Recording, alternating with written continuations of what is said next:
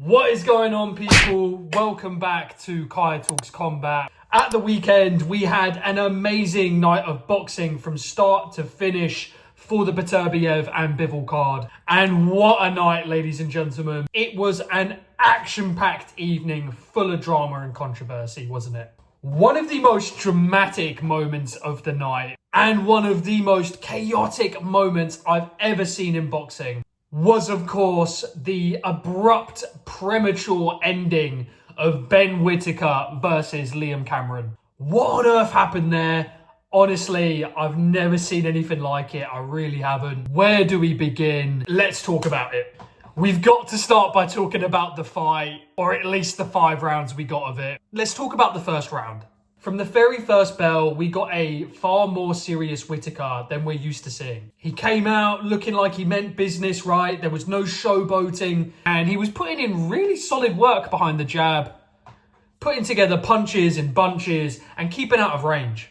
Liam had some success in the first as well, but my immediate thought after round 1 was, okay, this is a different Ben to the one that we're used to seeing. He's more serious, looks very switched on in there, and I really like what we're seeing here. As much as I love Whittaker's showboating, it's the reason I became a fan of his in the first place. And as much as I love the entertainment and the flair of that style of fighting, I thought to myself, do you know what? It's really nice to see him showing a different side to his game here. Equally, I thought, do you know what? This shows that Ben's giving Cameron the respect he deserves in there, right? Make no mistake about it. This was absolutely Ben's toughest test. No disrespect at all meant towards Ben's previous opponents, but this wasn't a journeyman or a raw novice that he could start dancing around and tapping on the head, right? Liam wasn't someone that he could start taking liberties with. That first round, and seeing him boxing that way, I was like, do you know what? This is refreshing to see. Moving into the second, Liam hit Ben clean with a flurry of about 10 punches, and Ben goes in for a clinch with Liam. And as they're in the clinch and breaking from the clinch, the two of them are exchanging words. I don't know what was said. I really don't. And maybe I'm putting too much stock in this particular moment of the fight. After that flurry of punches and that exchange of words, in my opinion, he started boxing completely differently. It was like he completely tore up the game plan of box and move and decided to try and sit in the pocket and trade with Liam, fighting fire with fire, which was just bizarre to me because that was playing right into Cameron's hands and the type of fight that he wanted to make it. Even his corner during rounds was screaming at him, boxing Ben, boxing, as if they could see that he'd strayed away from the script and the strategy going into the fight. Again, maybe I'm putting too much value and too much stock in that moment in the second, but in my opinion, it just seemed like Ben was rattled from that moment onwards. Throughout the course of the third round and the fourth, Liam really started to pick up the pace and really started to gain momentum. He was landing some really good shots. After the fourth, I was thinking, do you know what? We've got a really, really competitive fight here. And then in the fifth, Liam really started to turn the screw in there and apply the pressure. And I thought to myself, do you know what? This is going to show us what Ben's all about here. This is going to show us what he's really made of. And then the next thing you know, the two of them go flying over the ropes. Genuinely, I was just like, what? What is going on?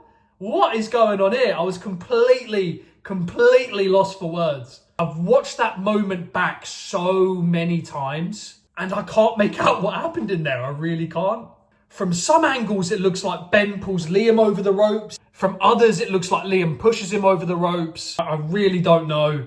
I don't think either man would have intended to push the other over or pull the other over, right? I think it's probably a little bit tin hat conspiracy theory to think that one of them would have done that on purpose.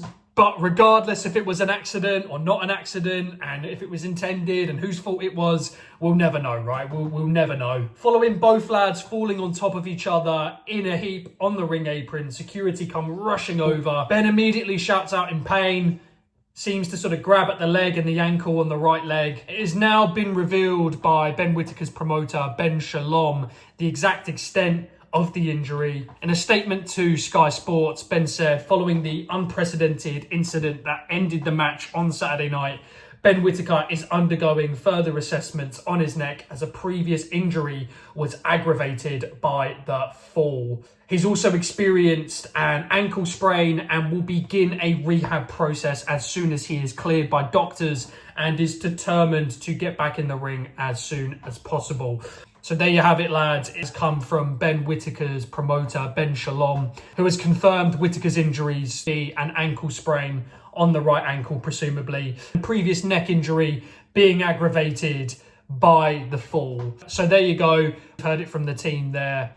I personally couldn't work out how the accident happened. Watched it back from a few different angles and can't see where that would have happened. There's a couple of things I can think of, right? I think maybe his ankle could have got twisted during the fall somehow. Maybe it got trapped between security and the ring apron, which then caused it to kind of bend at an angle. I don't know. Obviously pleased to hear that it's nothing super serious. And obviously wishing Ben a speedy recovery. Obviously following the incident, both fighters returned to the ring. Liam was able to get up very quickly after the incident. And Ben, of course, was unable to continue and was wheeled out of the ring and stadium in a wheelchair. Now, of course, Ben has faced a lot of criticism and backlash following retiring early from the injury. Lots of speculation from pundits and fans and media alike as to whether or not the injury was legit, or whether it was a way out of what was quickly becoming a tough fight for the young prospect. Listen, I'm not going to sit here and speculate the legitimacy of the accident. I'm not Ben Whittaker. I wasn't in the ring and I didn't feel the pain that he was in. I'm also not a fighter,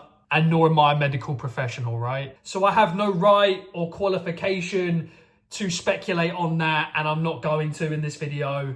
Getting back to the night itself, after Ben exited the ring, as per boxing rules, if the fight can't be continued after 5 rounds, you go to the judges' scorecards, and the contest was ruled a split decision draw. I actually agreed with the decision. Lots of people saying that Cameron was robbed of the decision. I had Ben winning rounds 1 and 2, Cameron winning rounds 3 and 4, with the 5th being split even down the middle to both men. Of course, we will never know how the fight would have ended. What I will say though is I think the tide was turning in Liam's favour.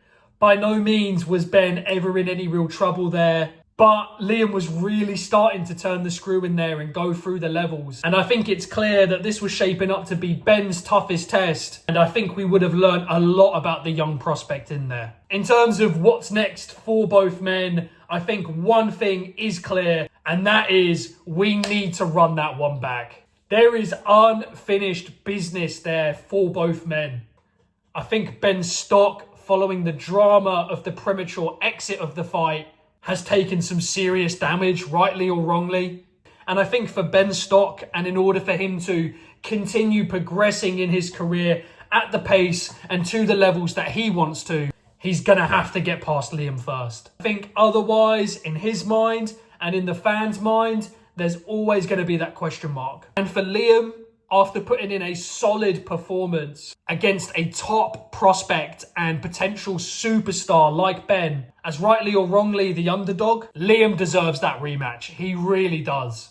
But with Ben injured, when will we see him in the ring? We'll have to wait and see. Although he didn't get the decision, I think the real winner from this fight is undoubtedly Liam Cameron, whose stock has grown massively after giving an excellent account of himself against Whittaker. Following that performance, he's now been signed by Frank Warren and Queensberry Promotions. Frank wasted no time at all in getting him added to the Queensberry roster. Really pleased for Liam, man. This will be life-changing for him, having a promotional powerhouse like Queensberry behind him. And like I say, I think the rematch is the next fight for both men. It's got to be. It has to be. Anyways, guys, we will leave it there for today. Let me know your thoughts below. What do you make of the whole situation? What do you make of Ben's injury? What did you make of the fight, and how did you score the 5 rounds that they fought for? Let me know in the comment section below. If you're watching this on Instagram and you're new here,